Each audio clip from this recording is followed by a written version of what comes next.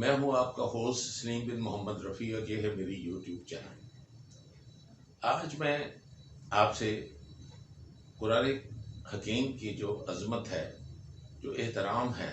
اس کی ایک جو مثال ہے، اور وہ بھی ایک غیر مسلم پبلشر نے، جس نے اپنی پوری زندگی قرآن پاک کو چھاپا بھی، اور اس کی اس قدر احترام اور عزت کی کہ اس کی مثال نہیں ملتی۔ کم از کم میں نے تو ایون اتنے مسلمان ادارے ہیں جنہوں نے قرآن پاک میں یعنی ان کی اشاعت میں کئی سالوں سے میں ان کمپنیوں کے چاند کمپنی اور تاج کمپنی میں کئیوں کے نام لے سکتا ہوں، لیکن مجھے کہیں یہ اس طرح کا احترام یا جس طرح کی جو بات میں آپ سے شیئر کرنے لگا ہوں وہ میں نے نہ سنی ہے، نہ میں نے کہیں پڑھی ہے۔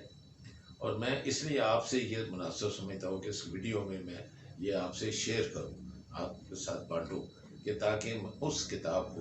جو مسلمانوں کے لیے نہیں پوری کائنات کے لیے اتری ہے، اور جو ہمارے گھروں میں ہے، جو قرآن پاک کو پڑھتے ہیں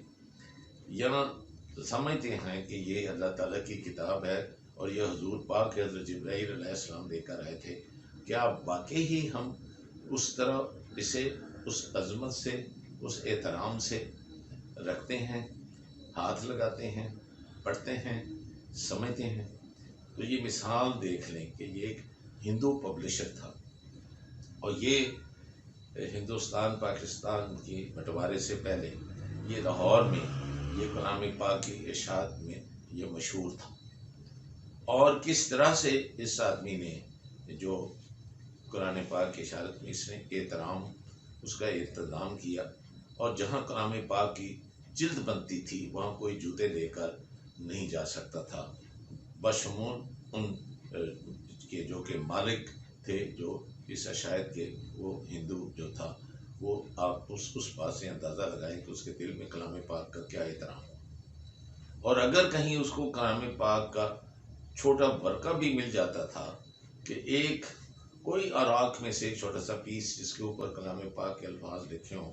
تو وہ اس پہ خفا بھی ہوتا تھا، اور اس کا سارے اپنے ملازموں کو حکم تھا کہ اس کو اٹھاؤ اور اس کو ایک بوری میں بند کرو، اور تاکہ اس کو دفنایا جا سکے، یہ باہر کسی کے پاؤں کے نیچے نہیں اڑے یا ہوا سے اڑ کر کہیں باہر جائے، یہ میں برداشت نہیں کر سکتا۔ تو ہوا کیا کہ ہندوستان پاکستان کا جب بٹوارا ہو گیا تو وہ اپنا جو اس کا اشاعت کا ادارہ تھا وہ لاہور سے شفٹ ہو کر دلی میں چلا گیا، کیونکہ اس کا یہ کاروبار تھا، اور وہ اسے بطور کاروبار کہ اس عظمت سے، اس احترام کے ساتھ اس نے اپنی زندگی کیا تھا، وہاں بھی اس نے دلی میں بھی جب اس کام کو جا کے شروع کیا بٹوارے کے بعد، تو اس کو اللہ تعالیٰ نے بڑی برکت ڈالی، اور اس کا بزنس جو ہے وہ بہت ہی چمکا۔ تو کرنا خدا کا یہ ہوا کہ وقت کے ساتھ ساتھ وہ ایک وقت آیا کہ جب اس کا زندگی پوری ہو گئی تو وہ فوت ہو گیا۔ جب وہ وفات پا گیا تو کیونکہ اس کا مذہب جو تھا وہ ہندو تھا، تو وہ اس کو اس کی جو چتا ہے اس کو لے گئے۔ ظاہر ہے کہ وہ مشہور ایک پبلشر تھا، اور کیونکہ لاہور بھی کئی سال اس نے کلام پاک کو پبلش کیا تھا، اور ادھر دلی میں بھی وہ یہی کام کرتا تھا، تو اس لیے اس کی دوستی جو وہاں مسجد میں امام بخاری تھے ان کے ساتھ بھی ان کی کافی دوستی تھی، یعنی کئی مسلمانوں کے ساتھ بھی تھی۔ تو جب وہ مر گیا تو اس کی وہ چتا کو، ظاہر ہے کہ وہ کریا کرم کے لیے وہ اس کو وہ اپنی لے جاتے ہیں کہ وہاں جا کر اس کی چتا کو گھی اس کے اوپر ڈال کر لکڑیاں وغیرہ، جس طرح ان کا مذہب میں جس طرح وہ اپنی جو ان کے جو فوت ہو جاتے ہیں ہندو، ان کو وہ جس طریقے سے وہ آگ سے جلاتے ہیں، انہوں نے گھی ڈالا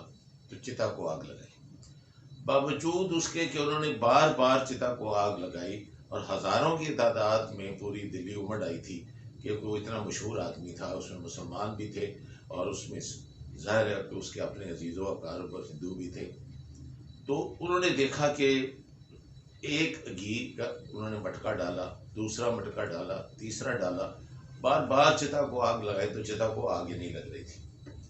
اب اس بات پہ سارے ہندو حیران ہوئے، سارے جو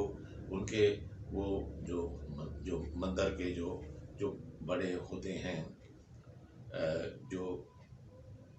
ان کا مذہبی جو رہنما، انہوں نے کہا کہ یہ تو بڑی حیرانگی کی بات ہے، یہ پہلی مرتبہ ہم دیکھ رہے ہیں کہ اس چتا کو آگ نہیں لگ رہی۔ یہ بات جو تھی نا، پھیلتے پھیلتے یہ جو جامع مسجد، جو شاہی مسجد ہے دلی کی، ان کے امام تک، یعنی امام بخاری تک پہنچ گئی کہ جی وہ وہاں اس کی چتا کو آگ لگانے کی کوشش انہوں نے بہت کی ہے، کئی گھنٹے ہو گئے ہیں، لیکن اس چتا کو آگ نہیں لگ رہی۔ وہ وہاں پہنچ گئے۔ جب امام صاحب وہاں پہنچ گئے تو انہوں نے دیکھا کہ یہ بالکل ٹھیک کہہ رہے ہیں، وہ نہیں لگ رہی۔ وہ ان کے قریب گئے تو وہ پہچان گئے، کیونکہ ان کے دوست تھے، تو انہوں نے کہا دیکھو تم چاہے سارے جہان کی گھی کے مٹکے ان پر ڈال دو، ان کی چتا کو آگ نہیں لگی۔ اور یہ اس لیے نہیں لگے گی کہ اس آدمی نے اپنی پوری زندگی کلام پاک کا، جو اللہ تعالیٰ کی اپنی کتاب ہے، اس کا احترام کیا ہے، جس طرح سے اس نے اشاعت میں، اس کی جلد میں یہ اس نے کیا ہے، اللہ تعالیٰ اس کی جو جسم ہے اس کو اس کی چتا میں اس طرح جلنے نہیں دے گا۔ تو بہتر یہ ہے کہ آپ اسی جہاں پر آپ اس کو لائے ہیں یہیں اس کو دفن کر دیں اور یہ اس کو جلائیں نہیں۔ تو یہی ہوا کہ انہوں نے وہیں ہی اسے مجبوری میں کہ اس کی چتا کو آگ ہی نہیں لگ رہی، تو انہوں نے وہیں وہ قبر کھودی اور اس کو دفنا دی۔ اس کی چتا پر کئی ٹین گھی کے ڈالے گئے تھے، لیکن چتا آگ نہیں پکڑ رہی تھی۔ وہ کوئی عام ہندو نہیں تھا، انڈیا کا بہت بڑا نام تھا، اس لیے اس کی چتا کو آگ نہ لگنے والے واقعے کی خبر منٹوں میں پورے انڈیا میں پھیل گئی۔ لوگ جوک در جوک شمشان گھاٹ پہنچنے لگے۔ اس کی جامع مسجد دلی کے امام بخاری سے بہت دوستی تھی۔ امام صاحب بھی یہ واقعہ سن کر فوراً شمشان گھاٹ پہنچے۔ انہوں نے اس کے لواحقین کو سمجھایا کہ اس کی ارتھی کو آگ نہیں لگے گی، چاہے پورے ہندوستان کا گھی اس پر ڈال دو، بہتر یہی ہے اسے دفنا دو۔ لہذا پہلی بار ایک ہندو کو جلائے بغیر شمشان گھاٹ کے اندر ہی دفن کرنا پڑا۔ اس کی ارتھی کو آگ کیوں نہیں لگ رہی تھی؟ اس لیے کہ وہ ساری عمر قرآن کا احترام کرتا رہا تھا۔ کیسے پریشان تھے۔ یہ خبر جب جامع مسجد دلی کے امام بخاری تک پہنچی تو وہ بھی شمشان گھاٹ پہنچ گئے۔ نول کشور جی ان کے بہت قریبی دوست تھے اور وہ ان کے احترام قرآن کی عادت سے اچھی طرح واقف تھے۔ امام صاحب نے پنڈت جی کو مخاطب کرتے ہوئے کہا کہ آپ سب کی چتا جلانے کی کوشش کبھی کامیاب نہیں ہو پائے گی۔ اس شخص نے اللہ کی سچی کتاب کی عمر بھر جس طرح خدمت کی ہے، جیسے احترام کیا ہے، اس کی وجہ سے اس کی چتا کو آگ لگ ہی نہیں سکے گی، چاہے آپ پورے ہندوستان کا گھی چتا پر ڈال دیں۔ اس لیے بہتر ہے کہ ان کو عزت و احترام کے ساتھ دفنا دیجیے۔ چنانچہ امام صاحب کی بات پر عمل کرتے ہوئے نول کشور جی کو شمشان گھاٹ میں ہی دفنا دیا گیا۔ یہ تاریخ کا پہلا واقعہ تھا کہ کسی ہندو کی چتا کو آگ نہ لگنے کی وجہ سے شمشان گھاٹ میں ہی دفنا دیا گیا۔ یہ واقعہ پڑھ کر میں سوچ رہا تھا کہ جن کے لیے یہ عظیم کتاب اتاری گئی ہے وہ تو اس کو چھوڑے بیٹھے ہیں یا زیادہ سے زیادہ دم کرنے کے لیے پڑھتے ہیں، حالانکہ یہ صرف دم کرنے کے لیے نہیں۔ اس لیے آپ سے کی ہے کہ جب آپ اس کا موازنہ کریں اور آپ دیکھیں کہ مسلمان جو پبلشر قرآن پاک کو پبلش کرتے ہیں، آپ پاکستان کے لاہور کے اردو بازار میں دیکھ لیں، اسی طرح کراچی میں بھی اردو بازار ہے، وہاں دیکھ لیں، بڑی جگہ جگہ آپ کو پریس ملیں گے جو یہ کام کرتے ہیں۔ آپ کو کسی جگہ یہ احترام جھلک بھی نظر نہیں آئے گی۔ اور پھر جب آپ کلام پاک کی جلد کے لیے بیچتے ہیں، اور اگر آپ کہیں وہ جا کر وہ داتا صاحب کی اس سڑک پر جہاں پر یہ مذہبی کتابوں کی جلدیں بنتی ہیں، کہیں اس وقت دیکھ لیں جس طریقے سے وہ اس کو وہ گلو لگاتے ہیں، اور جس طرح سے وہ بچے بیٹھے ہوئے ہوتے ہیں، اور جس طرح سے وہ اس کو سیتے ہیں، میں بتا نہیں آپ کو سکتا کہ مجھے وہاں کوئی احترام نظر نہیں آتا، بلکہ مجھے اس قدر دکھ ہوتا ہے، میرا دل جو ہے نا وہ پاش پاش ہو جاتا ہے اس بات کو دیکھتے ہوئے۔ میں نے کیونکہ خود بڑی محنت سے، اور میں نے خود کیونکہ کلام پاک کے کچھ نسخے جو ہیں تو ان کو میں نے یہ ترتیب دیا۔ ترتیب تو جو ہوئی ہے، جو کہ آج سے 43 سال پہلے حضرت عثمان غنی رضی اللہ تعالیٰ عنہ نے حضور کے کہنے پہ کی تھی، لیکن میں نے اس کو اشاعت کے لیے آپ کہہ سکتے ہیں کہ جب ارینج کیا تو میری بھی یہ خواہش تھی کہ مجھے ایسا ہی کوئی ادارہ ملے جو اس طرح کے احترام کے ساتھ اس کو پرنٹ کرے، اس کو جلد باندھے اور اس طرح سے کرے. اور خدا کا کرنا ایسا ہوا کہ مجھے ایسا ایک گروپ مل گیا جس میں جلد جو تھی مشین نے باندھی، اور جو اس کی سافٹ کاپی جو تھی جب میں نے وہ دی تو اس کاپی کے ساتھ جو مشینیں تھیں وہ لاکھوں روپے کی مشینیں تھیں، اور جو لوگ اس پہ کام کر رہے تھے وہ باریش اور ان کی وہ جو شریعت کے مطابق جو داڑھی تھی وہ ایمان والے لوگ تھے. کیونکہ میں اسے وہ اردو بازار کے جو پریس ہیں جنہوں کا یہ بزنس ہے کاروبار، ان سے یہ چھپانا نہیں چاہتا تھا.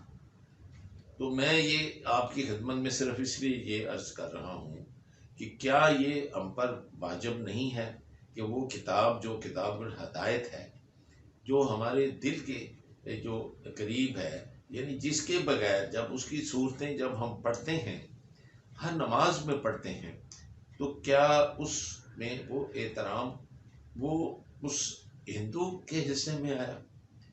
کیا جب ساری دنیا میں جہاں کلام پاک چھپتا ہے، کیا یہ چیز ہر مسلمان ملک میں نہیں ہونی چاہیے؟